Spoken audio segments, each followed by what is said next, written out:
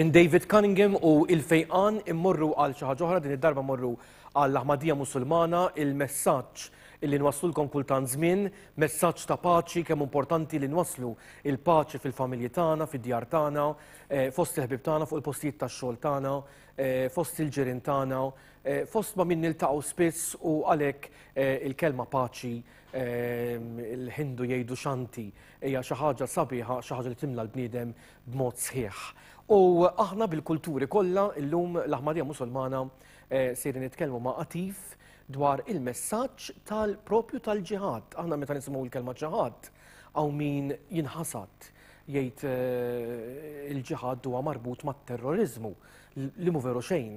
Il-kelma ġihad fil-fatt se jfissirha eżattament Atif anki dwar dan il-messaġġ ta' paċi illi nixtiequ anke nwasslu fil-programm tagħna stembaħ. Good morning, Atif. Bonġo, l-odwa tajba. L-odwa tajba, Iva. Fil-fatt dal-għodu il-messaġġ tagħna ġihad huwa messaġġ ma nafx taqbilx miegħi normalment meta hawn min jisma' il-kelma ġihad donnu jinħasad. Imma l-għan propju tiegħu, il-messaġġ l-għan tiegħu x'inhu eżattament? Iva, għandek raġun, meta illum il-ġurnata nismaw din il-kelma, il-ġihad. Nasbu, ħafna nies jasbu li huwa marbut ma' terrorizmu, mal-attakki suwiċidi, mal-qattil tal-bnedmin, imma fir-realtà hija kompletament differenti. U qabel xejn irid biex nispjega din il-kelma, il-ġihad. Ġihad hi kelma Arbija li tfisser tistinka biex tilħa xi oġġettiv partikolari. U meta fil-Qur'an Muqaddas Alla jgħid lil bnedmin biex jippratikaw il-ġihad, dan ifisser biex tistinka biex tilħa il-kawża ġusta u nobli. U dan il-ġihad jista' jwetta b'diversi modi. Imma iridu biex nifhmu li l-ġihad m'għandux jassam ma' terrorizmu, hija xi ħaġa biex tistinka biex tilħa xi lan. Nifhem sew tilħaq imma ġifieri. Pereżempju, meta għandek ħanispjega għalek quddiem li dan il-ġihad meta nistgħu inwettu b'diversi modi. Pereżempju, level net il-ġlida biex tifforma ruħek. Dan ukoll ġihad u l-Quran jgħid li dan huwa l-ikbar ġihad. Li inti tkun paċi miegħek innifsek u ma' Alla. Ma' Alla u mas-soċjetà u n-nies madwarek, mal-familja. Jekk aħna bħala bnedmin ma nistgħux niġġieldu il-ħażen tagħna, ma nistgħux inġieldu kontra egoiżmu tagħna u jekk ma nirbħu dan il-ġlida, ma nistgħux ngħidu li sirna l-bnedmin tajjeb, jekk ma insirniex il-bnedmin tajjeb qabel kollox, x'nagħmlu u x'nistgħu nagħtu lil oħrajn. U l-Quran jgħid li level net għandkom biex tifformaw ruħkom, infuskom, u jekk tistgħu imbagħad il-ġihad ieħor huwa dan huwa d-dmir tal-Musulmani biex ixxandru u iwasslu il-messaġġ veru tal-Islam li huwa il-paċi, imħabba u l-armonija. U t-tielet punt huwa li infih biex nonfu mill-ġid tagħna lil dawk li huma fil-bżonn. Pereżempju n-nies foqra, n-nies madwarna. Il-karità. Il-karità. Il-karità hija waħda mill-ikbar ġihad li l-Quran issemmi. Imma waħda mill-dawk hija li l-battalja difensiva. U din naħseb illum il-ġurnata kulħadd huwa jiffoka fuq dan il-punt li imma ma jifhimx skont it-tagħlim Iżlamiku. Iżlam jagħti dritt lill-Musulmani biex jiddefendu ruhom. Allura Atif, meta il-kelma ġihad kif daħlet fl-imħuħ tan-nies li hija marbuta kif tkellimna anke fil-bidu aħna, meta għandek dan il-messaġġ qaddis fl-opinjoni tiegħi u ekku. U ekku. Allura kif daħlet fl-imħuħ tan-nies li l-kelma ġihad hija terrorizmu, joqtlu lilhom infushom għal nobli, għal Alla, għal gwerer. Kif daħal dan? Il-bniedem lab mal-sistema? Iva, dak huwa kif jifmu il-Musulmani u jekk taqbel miegħi fir-reliġjonijiet mhux Islam biss imma reliġjonijiet oħra meta naraw. Hemm ħafna drabi il-mexxejja reliġjuża għandhom interessi tagħhom. Huma meta jilabu mas-sistema. Iva, jilabu ma' isem ta' Alla, ma' reliġjon. U meta għandhom jirqdew balla. Iva, meta għandhom jirċivu xi ħaġa u jekk meta juru l-interessi tagħhom huma jorbutu mal-isem ta' Alla li Alla jgħidek u meta xi ħadd jgħidlek li Alla jrid u jixti dak bħala bnedmin li aħna jinħobbu lil Alla, aħna jridu ejjew ħnamlu dak. Imma fir-realtà hija mhix bħal dak li huma jgħidu. Imma wkoll il-Musulmani matul il-żemien wara il-Profeta Muhammad paċi tkun miegħu u ma maru il-bod mit-talim veru tal-Islam. U għalhekk dawn misinterpretations u misguidance dak ġiet fit-talim Islamiku u jew fil-Musulmani ħana ngħidlek hekk. U ħasbu li dak jekk notlu il-bnedmin ta' twemmin differenti jew aħna nagħmlu attakki suwiċidi u notlu lilna nfusna f'isem Alla sa nistgħu nidħlu fil-ġenna. Imma ħanajdlek skont it-talim Iżlamiku dan mhux ġihad, dan huwa terrorizmu, dan huwa estremizmu. Political. Is political. U dawk nies li jagħmlu hekk ma jistgħux jidħlu fil-ġenna għax huma jotlu il-bnedmin innoċenti. U wkoll nispjega għalhekk li il-battalja difensiva li Alla meta ta' dak permess lill-Musulmani dak li matul is-snin twal l-edewa tagħhom kienu jattakkawhom u jagħtuhom ħsara kbira lilhom lill-familja tagħhom u fl-aħħar il-Musulmani huma emigraw mill-Mekka lejn il-Medina. U l-edewa wkoll maru lejn Medina biex jattakkawhom. Fl-aħħar Alla ta' permezz lill-Musulmani huwa nispjega għalhekk xi kort mill-Quran xi Alla jgħid. Alla jgħid li il-permess għal ġilid u moti biss lil dawk li l-gwerra tkun saret kontrihom. L-evelnet li meta Alla ta' il-permess lill-Musulmani huwa biex il-gwerra mhux Musulmani mhux bdew il-gwerra, gwerra bdiet mill-edewa tagħhom.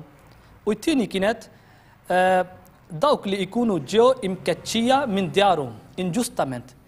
Li l-Musulmani kienu jgħixu fil-Mekka imma inġustament ġew imkeċċin mill-Mekka u maru lejn il-Medina. Imma Atif Alla li huwa Alla tal-imħabba. Iva.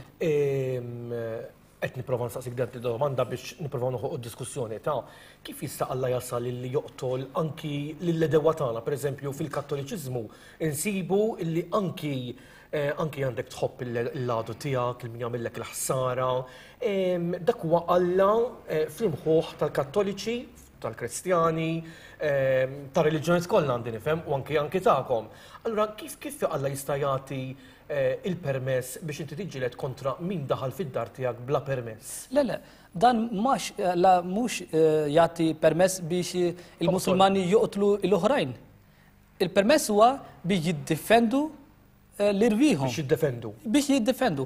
Pereżempju jekk xi ħadd jidħol id-darek, għandek raġun, kull raġun biex jiddefendi ruħek u l-familja tiegħek u l-membri tal-araba tiegħek. U dan huwa dritt li Alla ta' lill-Musulmani u wkoll jgħid li meta il-dewa u jibdew il-gwerra, il-battalja, m'għandkomx biex toqtlu tfal, nisa, xjuħ, jew nies reliġjużi, jew dawk il-nies ċivili jew innoċenti li m'għandhomx jaqsmu mal-battalja. Iġġieldu mal-dawk l-armat il-fors li jrid Huma preparati. Huma ġew biex jattakawkom biss il-difensiva imma jistgħu jiġildu ma' dawk il-nies biss. M'għandhomx dritt biex joqtlu n-nies u wkoll alla jgħid li jekk, pereżempju level għadu ġid u għamilkom ħasara u intom għandkom dritt biex tiddefendu irviħkom. Imma jekk l-edewa huma jridu biex imilu lejn il-paċi u lejn is-slim, m'għandkomx dritt biex tibqgħu tiġildu. Dan huwa d-dmir tagħkom biex twaqqfu il-gwerra f'dak iż-żmien u ersaw u lejn is-salim u l-paċi. U kif jista' jkun dak Alla li dejjem ngħidu Alla huwa paċi u mħabba kif inti qed ma jistax jagħti dan id-dritt lil ħadd biex joqtil il-bnedmin. Jiena nagħtik eżempju. Pereżempju l-om itħobb it-tfal tagħha. Huma t-tfal huma tajbin jew imqarbin, imma l-om dejjem tħobb it-tfal tagħha u qatt ma tista' tagħti permess lil oħrajn biex joqtlu t-tfal tagħha. U Alla wkoll ħallaqna u dejjem ngħidu Alla huwa missier u l-kbir tal-familja tagħna, aħna bħala t-tfal tiegħu. U kif jista' jagħti permess lil oħrajn biex joqtlu it-tfal tiegħu? Ma jista' jkun għax Alla huwa jħobb lill-bnedmin u jħobb lill-umanità għalhekk qatt ma ta' u qatt ma se jagħti dan permess lill-bnedmin biex joqtlu lil oħrajn huma Musulmani jew huma fi reliġjon differenti. Pereżempju il-Musulmani m'għandhomx dritt biex joqtlu lil ħadd. U fil-Quran Alla wkoll jgħid li jekk xi ħadd qatel il-bniedem wieħed hija bħalli kieku qatel l-umanità kollha. L-umanità kollha. Dan huwa dnub kbir wis. U għalhekk il-ġihad li l-Musulmani għandhom biex iwettqu huwa biex tiffurmaw irwieħhom, tonfu il-flus tagħhom lil-fuqra, ukoll biex ixxandru il-messaġġ tal-Islam li huwa messaġġ tal-paċi u wkoll jippratikaw qabel kollox jippratikaw huma. U jekk ma jippratikawhomx, pereżempju issa tara l-sitwazzjoni fil-pajjiżi Musulmani, ma jagħthomx id-dritt lill-ċittadini tagħhom. Dan mhux l-Iżlam, dan mhux ġihad, din hija kontra tal-ġihad. Ekku. Għati forsi nagħlqu biha. L-għan primarju tal-ġihad huwa li kif qed tajjeb inti li aħna naħsbu għal ruħna, naħsbu fir-relazzjoni tagħna mal-Alla, aħna nħobbu ngħidu the law of attraction mhux vera li jiena niġbed lejja dak li huwa pożittiv u dak li huwa li nixtieq għaliex l-univers jikkolabora magħna. U prattikament fil-ġihad hija l-istess ħaġa, però jekk aħna nitolbu forsi f'The Secret jitolbu affarijiet materjali, jitolbu flus, jitolbu li wieħed jgħix b'mod komdu. Hawnhekk għandna sens iktar b'saħħtu fil-ġihad fejn qed jitlob illi verament jimtela balla, u meta wieħed jimtela balla ma joqsok xejn fil-ħajja tiegħek. L-oriġini tagħha hija pura, hija sabiħa, hija ta' min wieħed iħabbarha u jħeġġiġha. Illum fid-dinja però qegħdin noqtlu dan l-elementi. Iva, il-komunità tagħna hija diġà u dejjem tippromovi biex tagħti il-messaġġ veru u t-tifsira vera tal-ġihad lid-dinja. U aħna il-fundatur tagħna wkoll meta ġi u kiteb dwar dan il-suġġett kiteb ħafna u bil-kliem qawwi.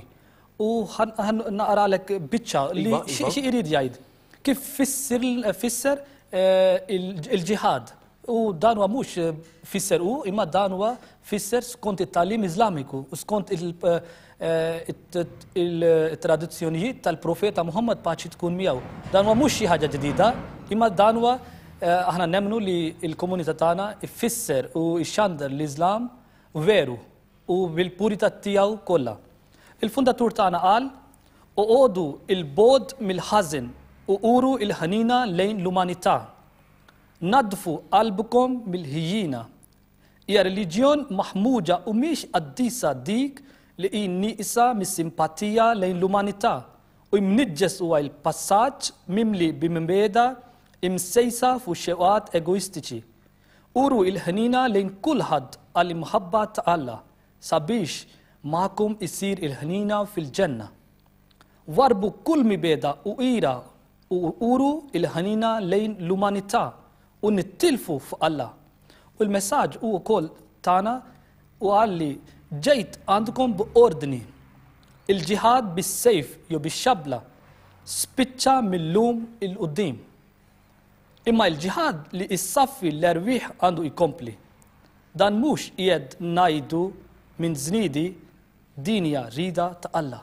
U aħna nemnu u nippratikaw dan biex nifformaw l-erwieħ tagħna u natu u inservu l-umanità madwar id-dinja. ħaġa messaġġ proset u grazzjativ ta' dan messaġġ verament sabiħ illi wassalt lil telespettaturi tagħna u aħna nisperaw li issa fadlilna Mejju, Ġunju, nisperaw li naraw darbtejn oħra biex inkomplu anke nafsu fuq il-messaġġ tal-Aħmadija Musulmana. Grazzi ħafna. Saħħa u grazzi ħafna. Iva, aħna nħeġġukom tibgħatu l-SMS biex issiru parti mill-familja tagħna